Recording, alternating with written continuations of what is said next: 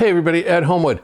This is going to be a good video. This was a fun product to have. It is the Apos Gremlin tube headphone amp and the matching Apos Audio Geshelli Labs Merlin DAC. So do me a favor, sit back, relax, and we'll get going on this really cool product review.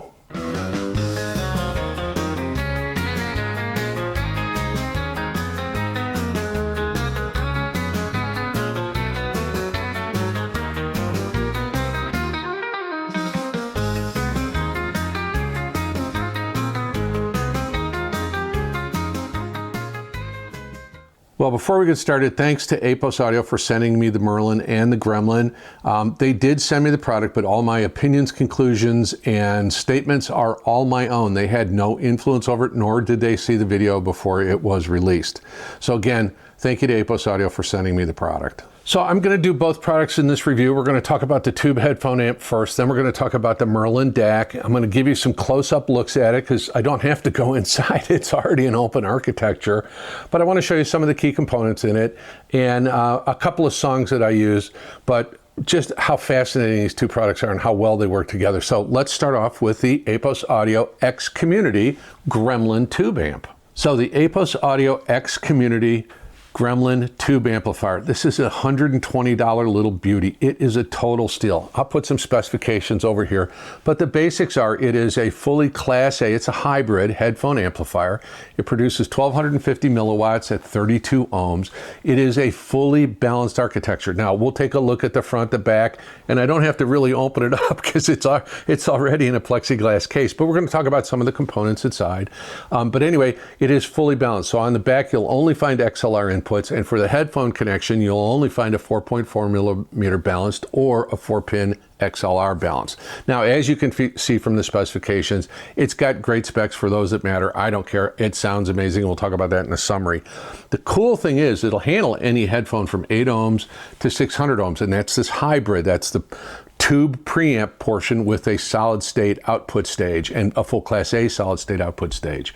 Now, it does come with a matched pair of Ray Core 12AU7 tubes, but if you want to, you can tube roll, and I did. I have Apos was kind enough to send me some Ray Select matched 12AU7s. I also used some PS Vane 12AU7s, a couple different models from them, and some vintage NOS GE from the 60s, late 60s 12AU7s. Anything I put into it sounded really good. We'll talk about that in the summary. Now, as I mentioned, it is, you can also use 6922 tubes in it. As I mentioned, it is a full Class A hybrid. So it has what they call 3-level tube Class A buffer. Remember, 12LU7s are triode tubes, so there's actually 3 portions inside that, like a triode transistor, but it is a buffer. So all of the music signal goes through the tubes, and then the tubes process it, preamp it, and then run it into the Class A output stage. So it really does have a great powerful sound to it. Now it will use it does come with a power supply, and it can use a DC power supply from 18 to 24 volts. I only used the one that came with it, which I believe is a 24 volt power supply. If it's wrong, I'll put it down here. The really cool thing is fully balanced. The chassis is just amazingly compact. I have it with the little optional 3D printed stacker adapter, if I can get it apart. But it obviously you can use it separate if you don't want to use it with the Merlin. But what a nice little compact form factor this thing is. So really good sound with that Class A output stage. The fact that you can roll tubes in it, I think, makes it really, really cool. So again, hybrid, tube preamp, Class A output stage. It's a fully discrete, and it runs in Class A in a constant current mode. That means there's no power saving going on. There's no switching distortion, just a clean, continuous signal. Now, it's not super efficient. This thing will get a little bit warm, obviously, from the tubes itself, but the payoff is the sound is warm and just detailed, great dynamics. We'll talk about that in the summary. It's just a remarkable, remarkable little piece. So now let's do this. Let me reconfigure, and we're going to talk about the Merlin DAC. So the Merlin DAC from Apos Audio and Geshelli Labs. It's a cooperative effort. It's $195. This is a true Geshelli DAC in the fact that it has that beautiful Geshelli house sound to it. It is based around the AKM4493 chipset. It has single-ended and balanced out. You'll see when we look at the front and the back. And it does use TI OPA1652 op amps. You can't roll the op amps, and that's fine. That's a really good op amp. And again, this very much has the Geshelli house sound to it. Now I'll put specs up here. The basics are 32-bit, 768, and up to DSD 512. As far as inputs go, you're a bit limited. It has only a USB-C input for asynchronous, and it runs through Geno's his own house-designed Amanero USB module, and it has a SPDIF coax input that uses the TI DIX 9211 SPDIF input chip, the SPDIF handling chip. So again, think of it this way. Here's the way to think of this particular DAC. Think of it as a Geshelli J2 AKM4493, but stripped down. So it has balanced and single-ended output, so you can use it as a DAC outside of using it with the Merlin if you want to, but limited inputs, just USB, just coax SPDIF. And as far as switchability, you have power on and you have your choice of inputs. That's basically it. Now, you can run it off a linear power supply if you want to. I didn't try it. It didn't really make much difference to me. I just thought it sounded great out of the box. So we're going to take a closer look at it, but this thing does have the Geshelli house sound, and I think that makes it absolutely wonderful. So now let's do this. Let's look at the front and the back of both these units. We'll take a kind of a look inside at the circuit boards and so forth. I'm going to tell you a little bit about some of the music, just a few songs that I used, and then I'll summarize my thoughts. And then we'll be done with the review. Well, here we are looking at the front of the Merlin and the Gremlin. On the Merlin itself, what you'll see is a power switch on off, and then input selector between USB and SPDIF coax. We'll take a look inside that in just a second. On the Merlin on the front, you have power, you have your 4-pin XLR balanced input, you have a 4.4 millimeter Pentagon balance input, and then you have your volume control. And I'll tell you what, it is a wonderful little knob feel on this unit. Even though it's for 120 bucks, this thing's quite amazing. So let's do this. Let's turn them around. I'll show you the back, and then we're going to take a look at each one individually on the inside. Well, here we are looking at the back of this stack. So on the bottom with the Merlin DAC, you'll see USB-C input, coax SPDIF in, single-ended out, balanced out, and 12-volt input. Now, on the Gremlin itself, we've got power supply in, and that does come with its own power supply. Balanced in on XLR, balanced in on 4.4 millimeter. So now let's do this. Let's take a look at the inside of each one individually. It'll be a lot of fun, I promise. I apologize for the goofy setup here. It's just a little bit hard to film this particular thing. Obviously, back panel here, power switch, input selector, SPDIF indication LED, USB indication, power LED, so forth and so on. So back here we have, this is the main chip for the Amanero USB. Now Geno designs his own board using that chip, so it's his whole in-house design, really well thought out and very well executed. Now you see here, here, and here, those are the TI OPA1652 op amps, very high quality ones, and again, non-swappable. This Burr Brown chip is actually the SPDIF controller. That's a really nice chip. There's our AKM4493 Velvet Sound chip. It is a magnificent sounding DAC chip. Honest to goodness, it is one of the better ones there is. You'll also notice an isolator clock there. It is a very simple, very clean layout, really well executed, and again, sonically just absolutely fabulous. So let's take a look at the Gremlin now. Well, again, I apologize for the angle on this. Back panel here with our XLR input and our 4.4 millimeter balanced input. Volume control, you can see it's a dual pot because it's stereo. Rather than using one stereo pot, they have two separate monopots. Again, keeping it fully balanced. There's our 4.4 millimeter headphone out, XLR headphone out, power switch. Now, the tubes are here. These are the output transistor devices, and what you'll notice is there are a total of 8, so you have 4 per channel. So it is basically what would be traditionally referred to as a Darlington pair. So it is a full push-pull Class A amplifier, which I think is absolutely fabulous. Now, each one of these capacitors, these are all Rubicon, so there's nothing inexpensive going on here at all. Really well laid out. Now, I don't know if you can see it, these little red devices here, they're actually jumpers. This allows you to turn off the LED, the green LEDs and so forth for the lighting, whether it's the LED under the tube or the green light that the whole unit has itself. You do it through those jumpers. And it's all explained in the owner's manual. As you can see, beautifully laid out, really well thought out. And again, good quality components. Rubicon capacitors, a dual mono, fully balanced volume control. That's an attention to detail at 120 bucks. I don't think you're going to find anywhere else. So let's button this all up. We'll talk about some of the music I used, and I'll summarize my thoughts, and then we'll wrap it all up. Well, as you can see from the close-up look of these things, they're really well designed. It's really well thought out. It's just a cool form factor. They look great. I love the green lights. I love everything about it. They just really are fun. Now, I'm going to review these as a system. I did try each one individually, and honestly, the Merlin sounds like a Geshelli DAC. It's got that wonderful Geshelli house sound, that nice little extra bass response on the low end, the beautiful warmth that Geno gets out of those AKM chips. Just wonderful. So there's no mystery there with that. Now, as far as the Gremlin itself, I did use it with some other DAC sources, and you know what, they all sounded wonderful, and we'll talk a little bit about tube rolling and some of my conclusions on that, but I'm going to review them as a pair. Now, I tested them, on my desktop with a lot of different stuff. I ran all of my normal headphones, my FIO FT5s and FT7s. I did for a very long time use the Shanling HW600s. That's rapidly becoming one of my favorite headphones. I did use the FIO FT Pros and the very difficult to drive Hifi Diva Pro as well. And from a performance standpoint, it all went well. So there was nothing I threw at these that tripped them up. The combination, there was nothing I threw at them that tripped them up. Everything sounded and performed actually better than I expected, given the price of the Gremlin, given the price of the stack.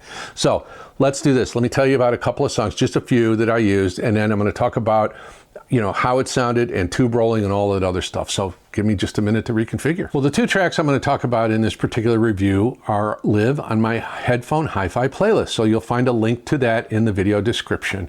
The first track I used is from Enya off her 1988 album Watermark, called Storms in Africa. And this was such a cool, I remember when this came out, it got a ton of radio play. We had a new age radio station, kind of new age smooth jazz station called WNUA here in Chicago. And this got a lot of play and it got a lot of attention. It was a remarkable album. It was one of the very first albums, kind of new age sort of albums that combine the really good heavy Celtic influences, because Enya's Irish, and the ambient and kind of the ambient synthesizer sort of sounds of a lot of new age stuff. Just beautiful mix. It's so lush, and her vocals are very ethereal. They just kind of float through it, very angelic, very, I don't know, like a smooth breeze running through the music. It's just cool in that the music feels very Celtic, ancient kind of feeling to it, but then this otherworldly kind of ambient thing. Now, there's two versions of the song. There's one sung in Gaelic, and that's featured on, part one is featured on Watermark, and the other one is in English lyrics, and that's part two. That was released as a single in '89. It was a huge hit. Really, really interesting. Now, both versions capture this very mystique, the drama of kind of nature's power, the storms in Africa.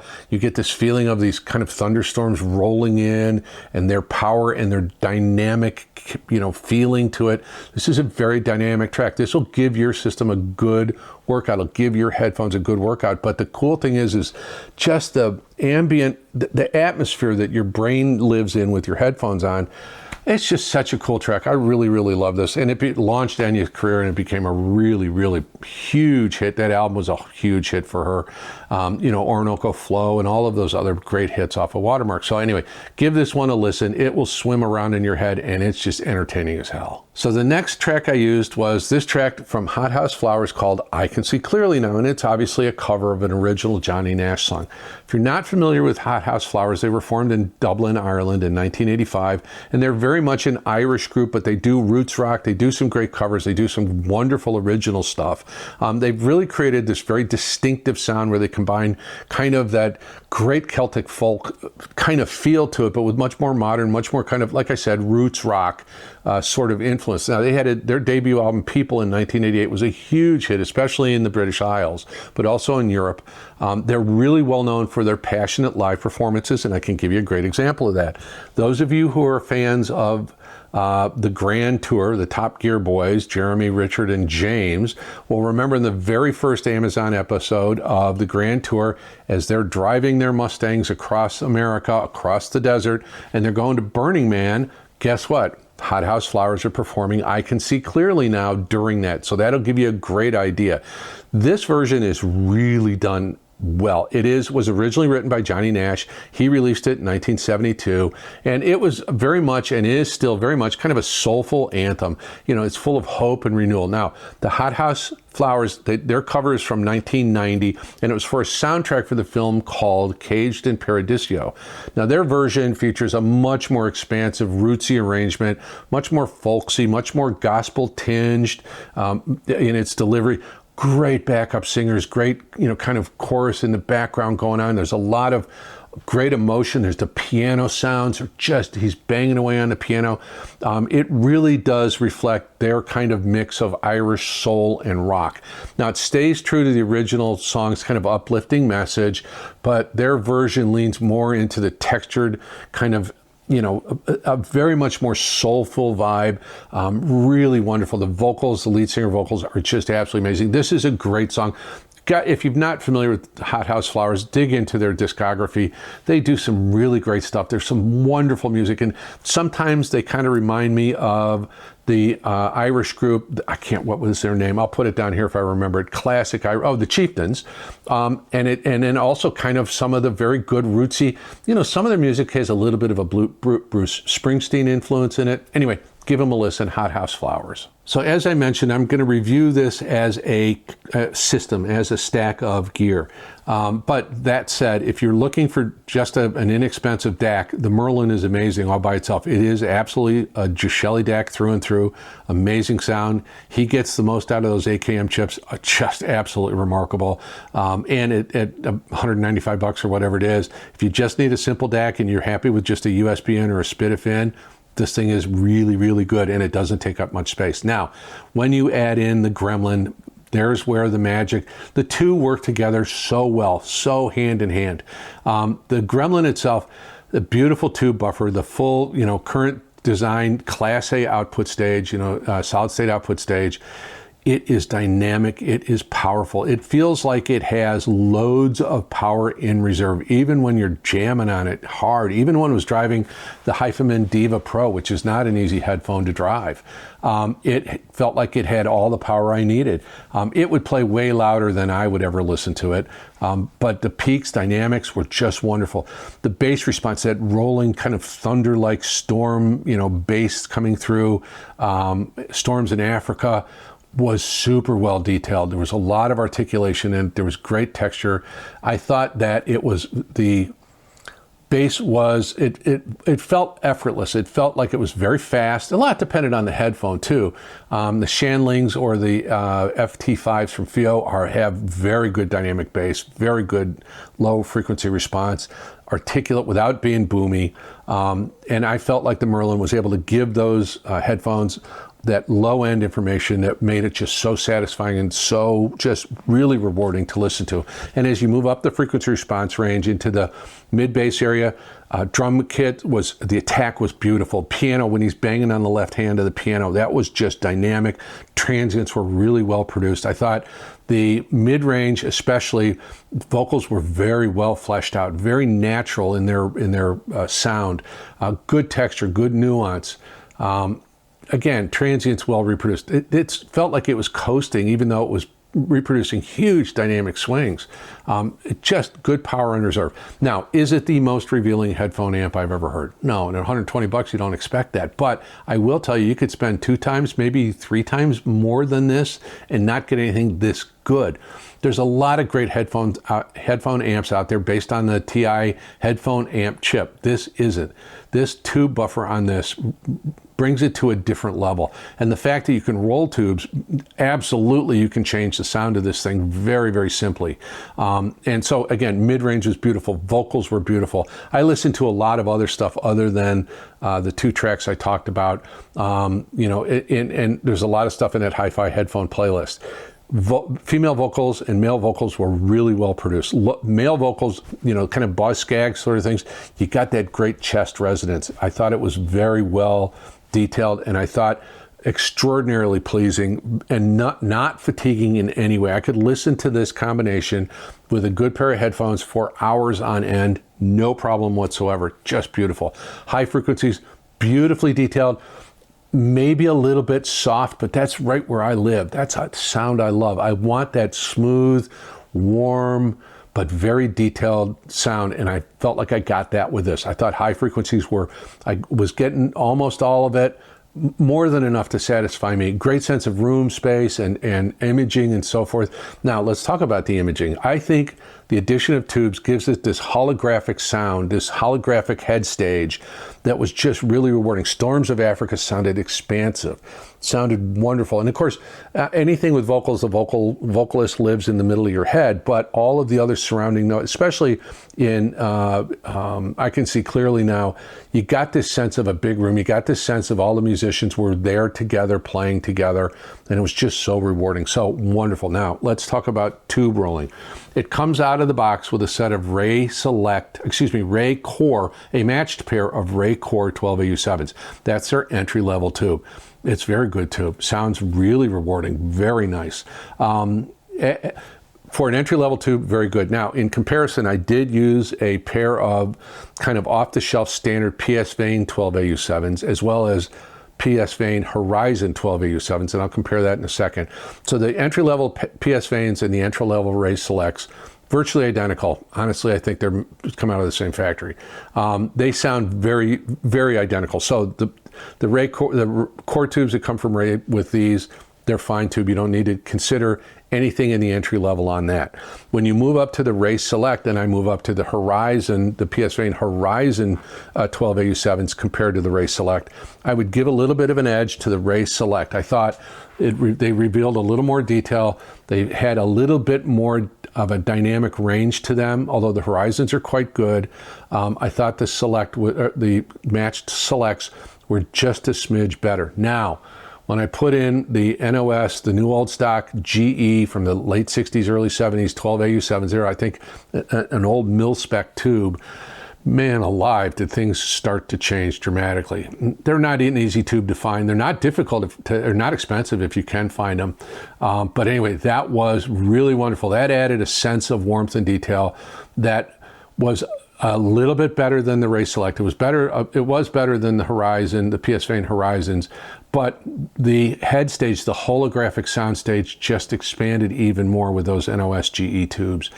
That was a wonderful sound combination. So anyway, overall, out of the box with the regular matched Ray Core 12AU7s, this thing sounds amazing. And again, at 120 bucks, I'm not sure there's anything that even comes close to it, the Gremlin itself, sonically. The combination of the two, I don't care if it's from SMSL topping, whoever it happens to be, you're going to have to look at something, like a FIO K9 AKM at, 500 bucks or the K15 to better this stack, this combination for 320 bucks or whatever. I think that's about the price. I'm not sure you can beat it. I'm not sure there's any Fun-Fi product out there that will beat this. Just has an amazing sound. It's fun. It's great. It's so rewarding to listen to. High marks. This is maybe in the running for one of the best headphone products that I've listened to.